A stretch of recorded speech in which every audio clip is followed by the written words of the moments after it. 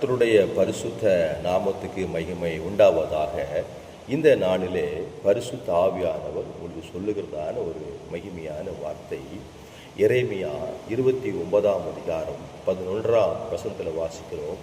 நீங்கள் எதிர்பார்த்திருக்கும் முடிவை உங்களுக்கு கொடுக்கும்படிக்கு நான் உங்கள் பேரில் நினைத்திருக்கிற நினைவுகளை அறிவேன் என்று கர்த்தர் சொல்கிறார். எனக்கு பிரியமான கர்த்தருடைய பிள்ளைகளே, இந்த நாளில் கர்த்தர் சொல்கிற வார்த்தை என்ன தெரியுமா? உங்களுடைய எதிர்பார்ப்பு என்ன என்பதை அவர் அறிந்திருக்கிறார்.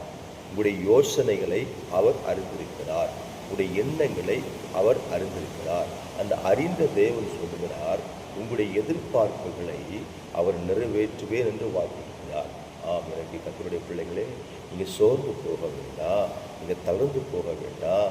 வார்த்தையை நீங்கள் விசுவாசிங்க, வார்த்தையை நம்புங்க. எந்த காரியத்தில் எனக்கு இந்த காரியம் நடந்தால் நல்லா இருக்கும்னு சொல்லி நீங்கள் எதிர்பார்க்கிறீங்கள, அது நிச்சயமாக இந்த நாளில் என் தகப்பனாக இயேசுவானவர் உங்களுக்கு செய்வார். கர்த்தர் தாமே இந்த வார்த்தை கொண்டு உங்களை ஆசீர்வதிப்பாராக.